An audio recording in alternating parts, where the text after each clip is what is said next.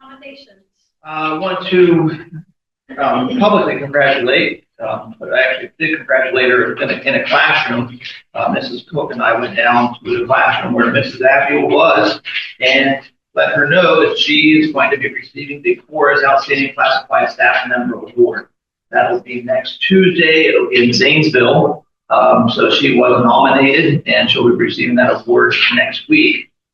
So I want to congratulate Pam. Pam was very appreciative and emotional to receive the award. And the next one, I would like to give kudos to our high school mock trial team. They are headed to state, and they will be going to state in March. That'll be 6th, 7th, and 8th of March. So congratulations to them. I think that's back-to-back years as well. Thank you for your question. I have never seen a mock trial before. I don't know if anyone's ever seen that before. Unbelievable. It's it's just acting. But they have to know the rules, the laws, it is really interesting. If you ever get a chance, I go over to state this year, but I went to the local courthouse and watched them, and it's really something. So I just wanted to say, I spoke with Mrs. Addo after she found out about the report, and she said to me, every day on my way to work, I pray that I make an impact on a child. And she said, so I guess I feel that has happened. And I'm like, that was very cool to hear, and that's very proud. Definitely congratulations to her. I did have one request for public participation, Mrs. Cottrell. Good evening. My name is Veronica Cottrell, and I'm here to speak on behalf of my granddaughter. Her mom was also planning on attending, but she is sick and didn't go to work today. So I asked if I could speak because I have multiple concerns as a family member, as well as a community member and an educator. My granddaughter, Nina, is a current student at Claymont preschool. She's in her second year and will turn 5 on July 29th. Lena has had a positive experience at the preschool and loves her teachers and all the staff there. Her parents pay full amount for her to attend the preschool, in addition to the extra $20 a week for the before school care. She is not on any type of IEP. She does not get her tuition reduced in any way. At the end of the first 9 weeks, my daughter and son-in-law attended the parent-teacher conferences. Based on classroom performance and the end of the 9 weeks assessments, concerns for Lena's academic performance were addressed. The concern was not due to the lack of intelligence or a suspected disability. Lena has a July 29th birthday and is still very young. Starting kindergarten in the fall was not recommended. Knowing it was still early, my daughter followed up before Christmas to see how things were progressing and if there had been any change. At that point, there hadn't been much of a change. At that point, Sydney sent an email to Mr. Wrench, Mrs. Miles, and Mrs. Cook to express her concern for Lena to move on to kindergarten in the fall and ask for her to be able to remain in preschool for another year. Sydney received the response back from Mr. Wrench. He assured her that he or Mrs. Miles would look into her academic progress. Whether or not either did, we are unsure that because neither had followed up with Sydney. Within his response, he referenced that Claymont's board policy states students are eligible for kindergarten if they are age 5 on or before August 1st, as they would not be eligible to remain in preschool at that point. Additionally, in his response, 2 options were given to my daughter. One was for her to choose not to send her to kindergarten and find another preschool to attend next fall, and the other option was to send her to kindergarten and retain her at the end of that year. Neither of these options are what is best for my granddaughter. As we all know, a child's early years lay the foundation for their entire educational journey. Research shows that children with summer birthdays, particularly those born close to kindergarten cutoff date, often face unique challenges when they enter school. The difference between a child who turns 5 in May and one who turns 5 in July may not seem significant on paper, but in a classroom setting, the gap in development can be substantial. It can affect social skills, emotional maturity, and academic readiness. If a child is struggling with early literacy and numeracy concepts, preschool is the best place for them to strengthen those skills in a setting designed for early learners. As an educator and grandparent, I understand the importance of early childhood education in laying the foundation for a child's long-term academic and social success. Every child develops at their own pace, and while some are fully prepared for kindergarten at the designated age, Others may need more time to grow academically, emotionally, and socially. Retention in kindergarten also creates logistical and emotional challenges.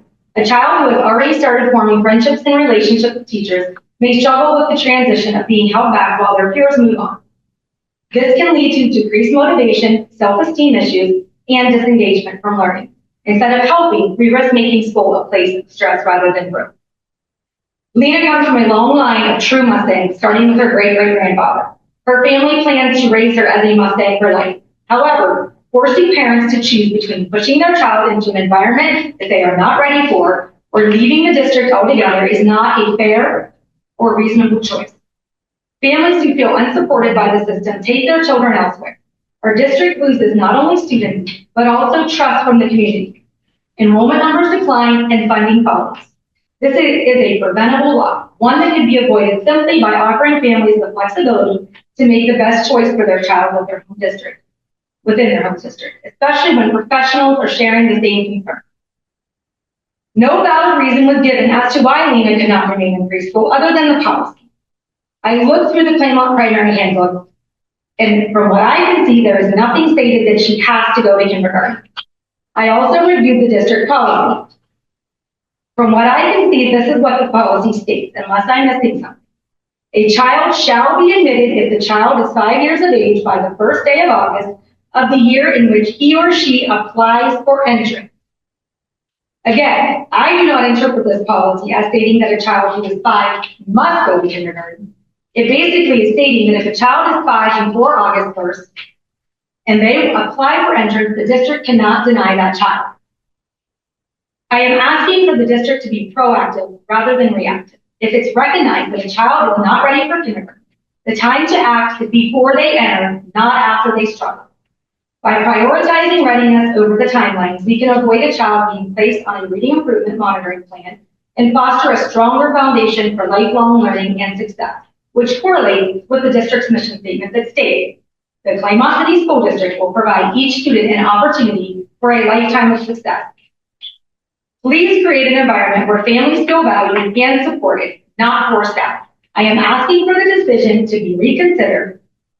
And if I am correct on the policy, I would strongly encourage you not to put a policy in place. Every child should be looked at individually. The staff that works with that child every day, who sees that child the most, the parents should have a say. There are some children that are ready to go to school at the age of 5, no matter when their birthdays are. Lena is not. And I would hate to see her positive image that she has of school right now to be ruined because we forced her to go to school when she wasn't ready. I appreciate your time, and I hope that Claymont will do what's best for Lena. Thank you. Thank you.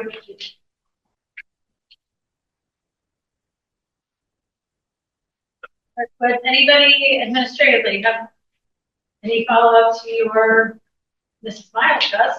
To what we said? No. No, we're not going to talk about Yes, it. what I No. said to you.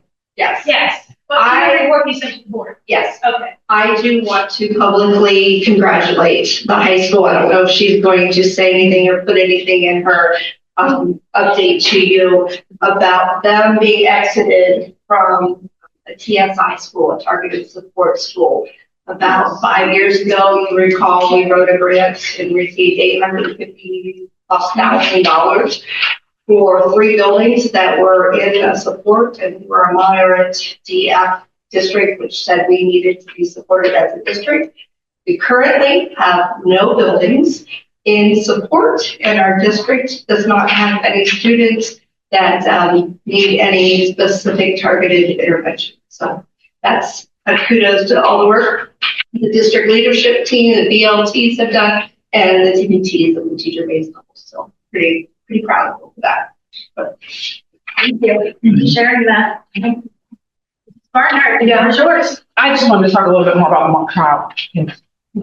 Yeah, it's pretty awesome. Yeah. So it is the second year that the mock trial has made it to state, and I sat beside you and up there, and it is pretty amazing to watch. But I wanted to give you the names of the students. So they competed last Friday at Marietta in the regional competition, and they beat Steubenville and Tuscarawas Central Catholic to advance to March 6th, 7th, and 8th at the state. Cora Dots, one outstanding attorney. And I think this statement was made that she might be the best attorney that one judge had ever seen. So that's pretty amazing, right? Pretty amazing. So the students on the teams, they Zerka, Cora Dots, Malika Douglas, Margaret Edwards, Braxton Myers, Ashley Yang, Grace Canfield, and Isla Dots. And then, of course, Judge Ong and Heather Dots are their advisors. So just another congratulations to them, because that happened so late on Friday that I wasn't able to get all that information to you. So, yeah. Thank you. Thank you.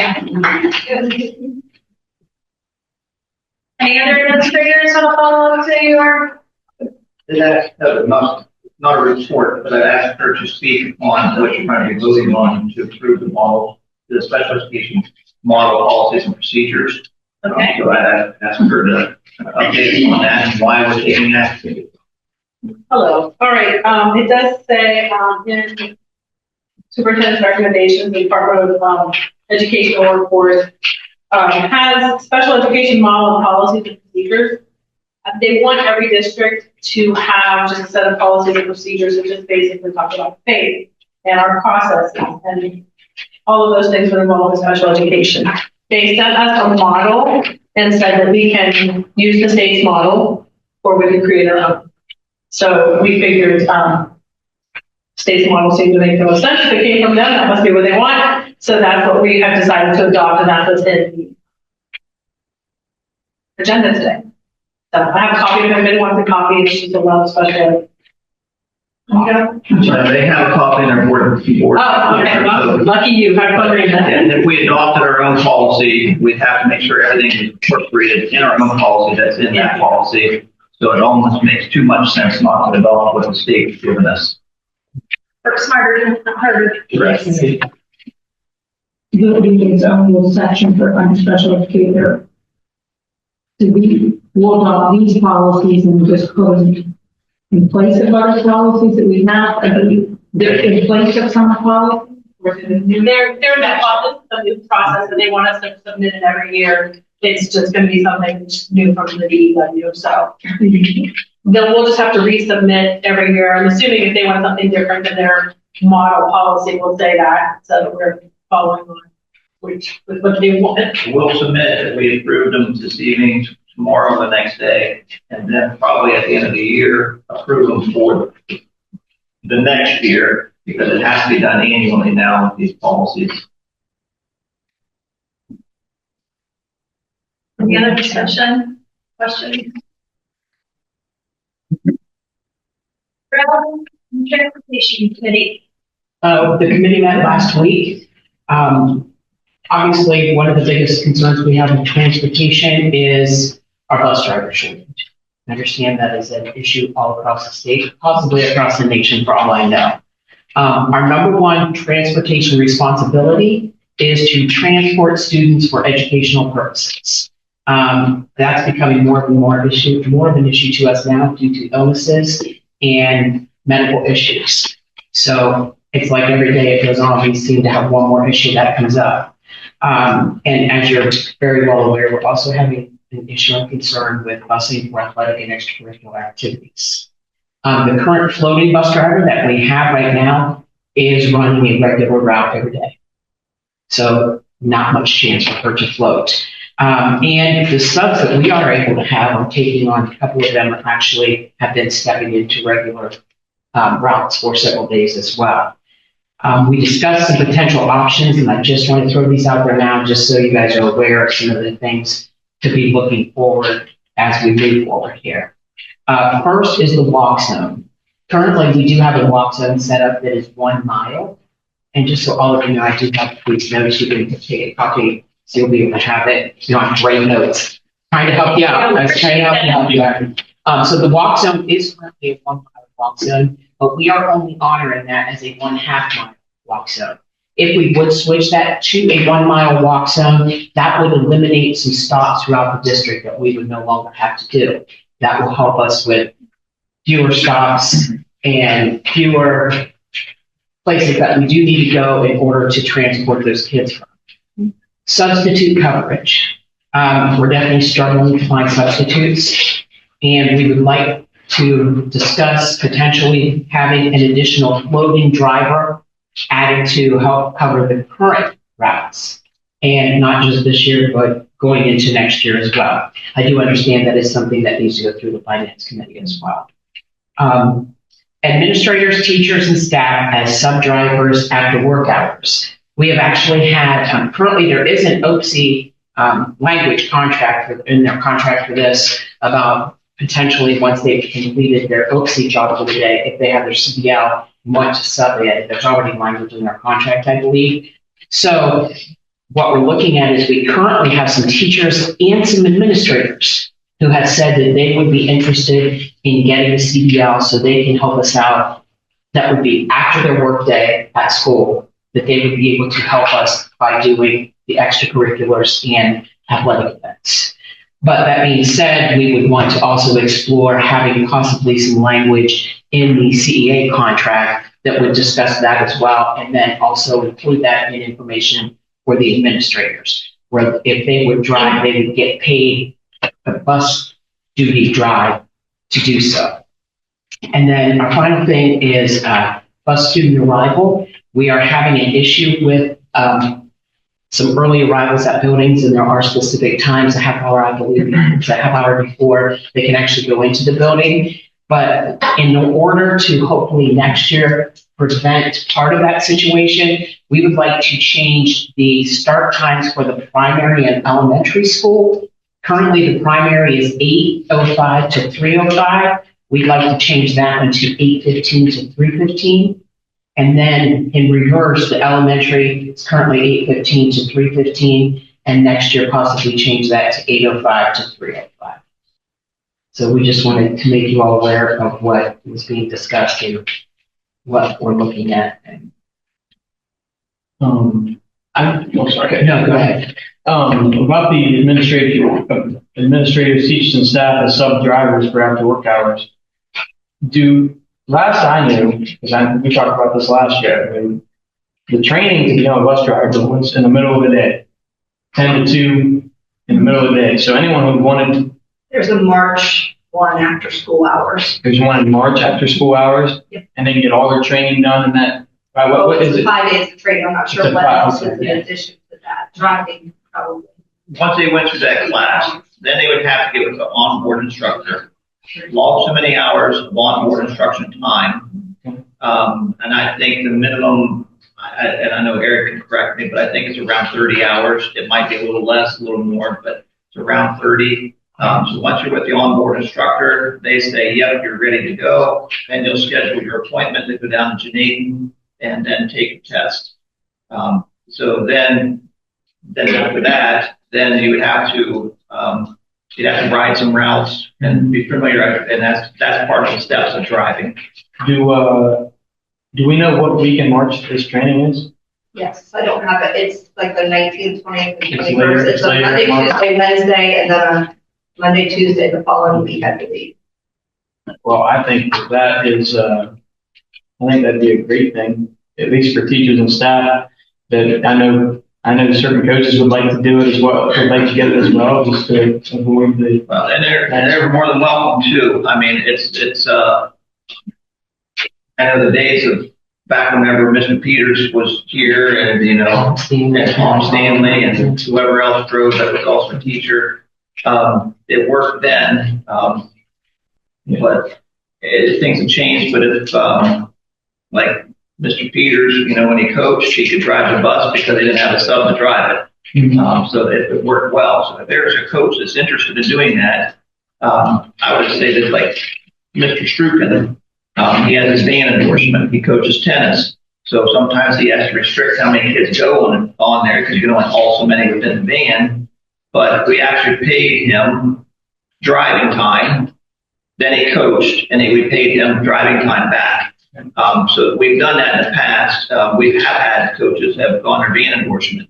We've not had anybody go the full route of a bus endorsement, but I think that would be advantageous of a lot of our coaches to do so. Yeah, I think we should get the information for that March course, get it on a printout or an email or something, send it out to all of our coaches. Just to help alleviate that. And anyone in the district. So that's all the staff in the district, just to see. And then, like you said, you have to obviously discuss with OC and CEA about putting that kind of language in the contract. Yeah, now OPSI's contract talks about if they were, incentives of taking trips. So that they were, there is language in their contract that does say that they would hold off their position. They were paid at that rate. And then so many trips that they take that they get logged in that they get a bonus. So, so far we had one member, that was OPSI. Now he's already shifted to building and ground supervisor. So we didn't have anybody take advantage of that language currently, but hopefully we'll at some point. And if I'm not mistaken, Eric, we have a driver here who is an on-bus coordinator, whatever that's called, whatever that on-board instructor. We do, but we're losing. Yeah. And that'll be another issue. We'll have to send them to another school. Yeah. Yeah. Yeah, Somebody will have to go to the school to become. we'll have to send them to another school To do for that onboard instructor, and we'll have to pay them. I had a lady that was going to do it, but she's been subbing all year. So, and she's a cook, so she don't have time to follow through with that. We currently have a lady who's interested in driving a bus. But we have no position at this moment for that person to take anything. And as far as, I don't know if we've not offered any substituting, but I don't think that she's really interested in that. She's looking for employment as far as a full-time employment, not just take a couple trips here and there. And as far as politicking and marketing and all that type of stuff, we've had signs out, I've talked on the radio. I have a lady who even has said that she's interested in just to come in and talk to Eric that when I go to the gym. I've had several people, but the follow through is key. So getting someone to follow through and say, yeah, that sounds great, but then we had somebody that took the class, started their own board and said, I don't think so. Now we have someone who was interested in being a bus driver, but there's no position as far as, and I just don't want to sub. That this person just doesn't want to be a sub at this point. So they want employment. So we don't have any full-time bus route positions available? No, not at this point. The only thing that we would have is, as Ms. Campbell said, if we look at adding the second floater position, that would help eliminate some of the substituting. And I bet you that person, once they were employed, would start taking after-school trips. Is this person still on board here?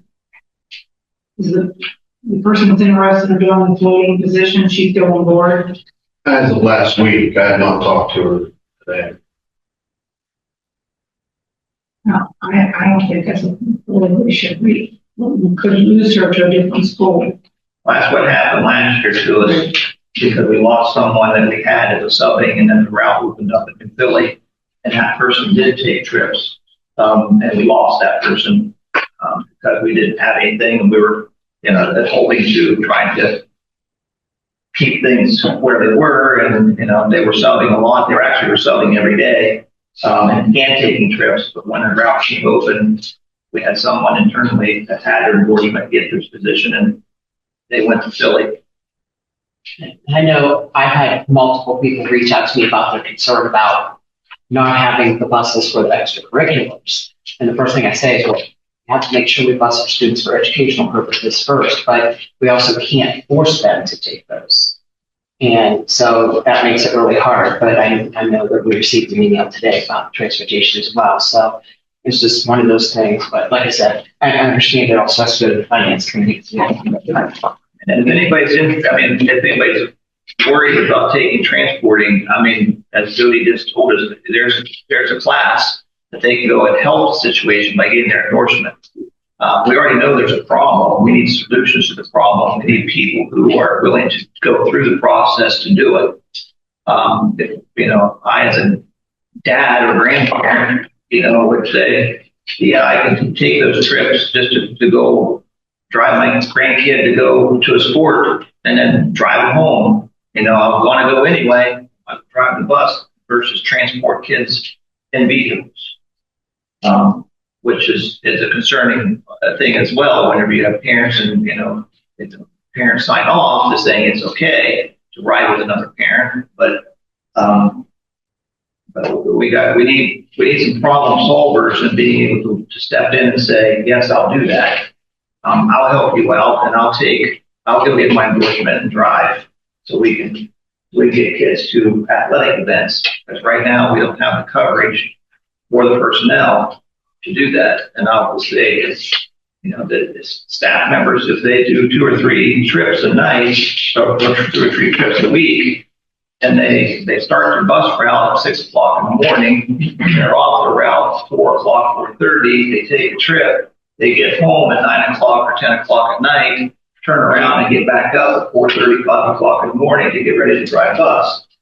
And, you know, and I would say over half of our employees have a second job that they work during the day.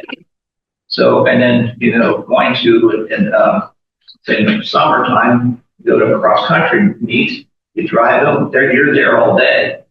You're working an extra 8, 9, 10 hours of that, and that's a lot to ask of someone who's already worked a good bit of time too. What is the hourly rate for the substitute bus driver? Good question. I don't know that right off the top of my head. I think Kim does though. 15. I was thinking, that's okay.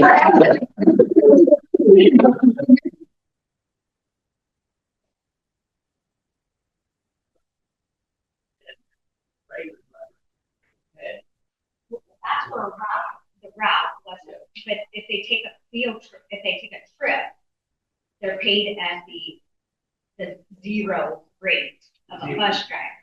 Yeah. That's what we were discussing. Yeah. And that actually has increased bus drivers taking extra trips. But when you have 2 of them, 3 of them that are out on illness that normally take trips, it prohibits them from, you know, we can't cover. And do we pay for the schooling for the substitutes too? We reimburse.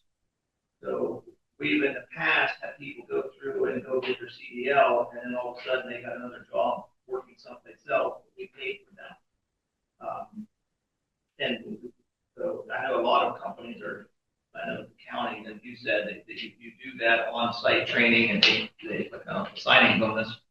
But we do reimburse After 3 months. after 3 months. So eventually they will come not out of pocket. How much is the training? It's $150, I believe, for the week's training, and then you have to still pay for your permit. We picked up the bus physical, which was like $30. And then you have to still take your test, and at one point I think it was like $85. Yeah. $300 you gotta pay. So, yeah. But you'll get it back. That, you know, so. Just out of that front. Yeah. I mean, just as a guy who works, you know, if I'm working in the evening past when I'm regularly supposed to work, I expect a little bit more, you know. I think that maybe if we bump up those trips in the afternoon, I think people will be more inclined to take it. You know, because you're working past when you're normally working in the first place. I'm not like, my schedule is 7 to 3:30. If I'm working at 5:30, you better believe I'm not getting paid the same amount I was getting paid at 2:30. You know, that's just something we should kick around too, if we're looking for solutions. Kim said that if I'm a regular route person, I can still take that incentive. I get that incentive to taking trips. Or that is no, that's for someone else. Okay. Those are the ones that don't, not, that they are a bus driver. Not us. So we give an incentive for those who are not bus drivers, but not the ones that are.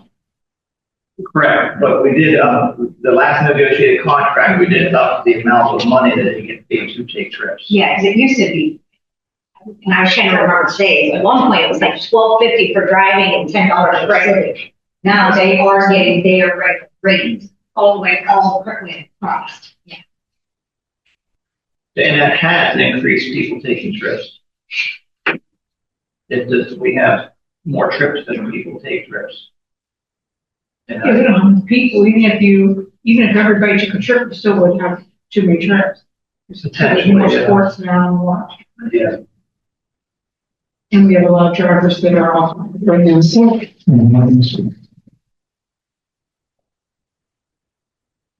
I would just like the transportation committee, before we're looking at time changes for the buildings. Up until 5 years ago, our youngest kids went to school the earliest. So for 20+ years, our littles, our elementary started first. Like teachers were there at 7:10.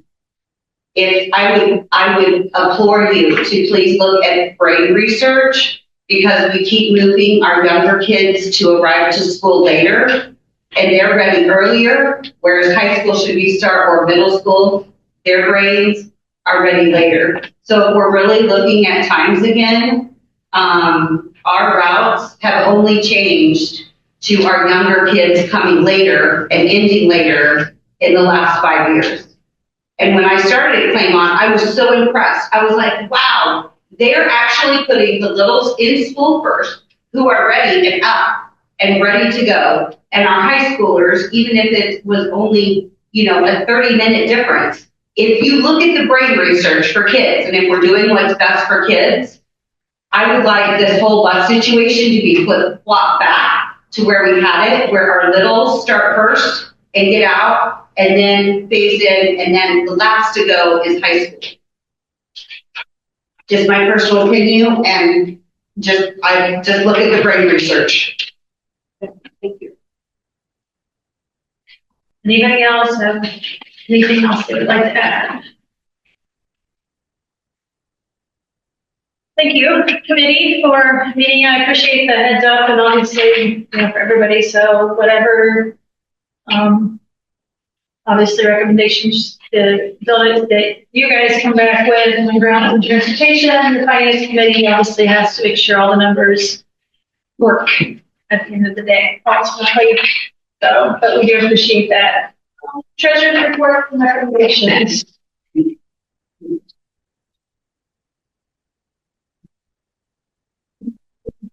Yeah.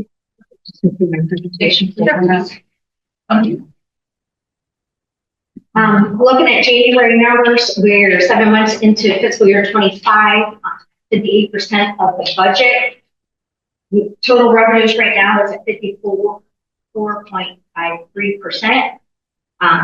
That is up 2.4% over 24. Interest were at 254,362, and I did receive a tax advance of 250,000 to finish out January.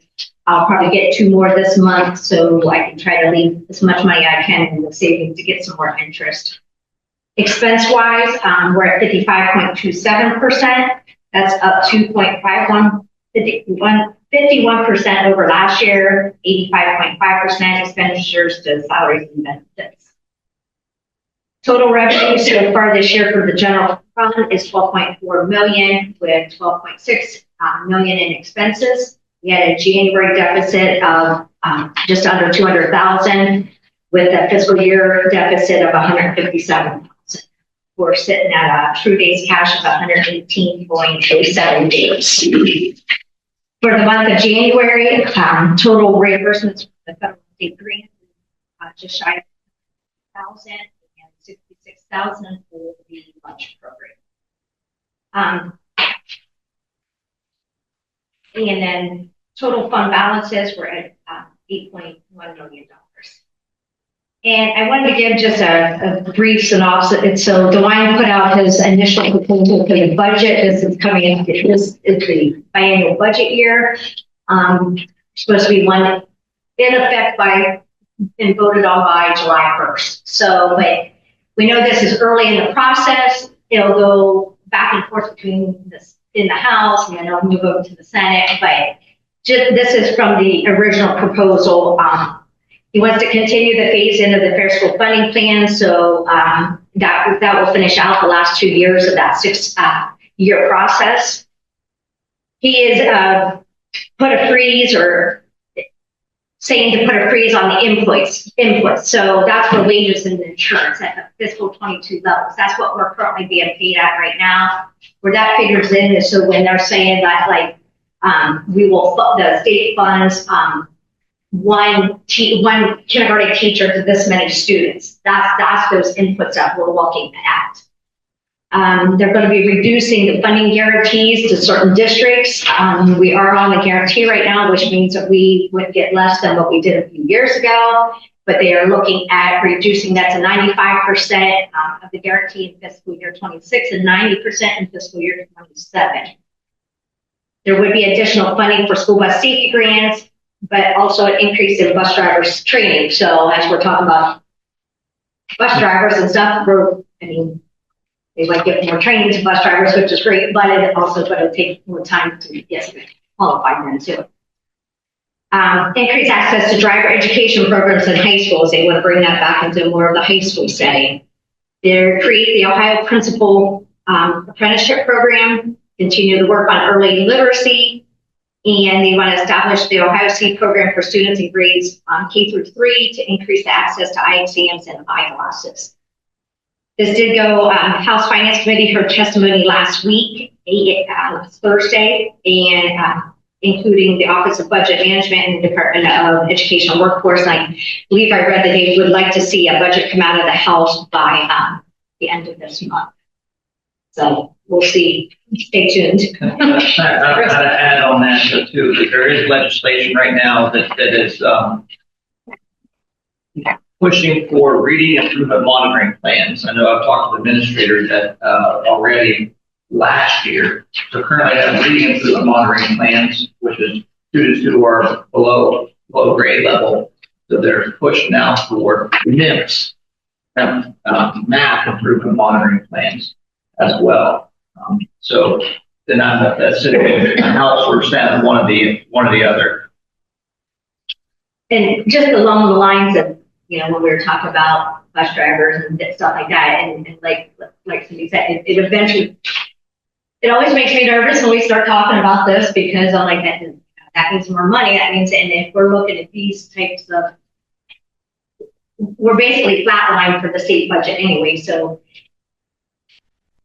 it makes me nervous. I understand all of the, the concerns with busing and stuff then too, but my job is to keep the district afloat then too. So we will definitely be discussing that within the Finance Committee. That's another item on through my approvals here is the accepting the rates and the amounts that are on from the county auditor's office. And this is a non-update, non-reappraisal year. So they come in and they're our tax money, property taxes is flatline basically from last year too, from the levies. So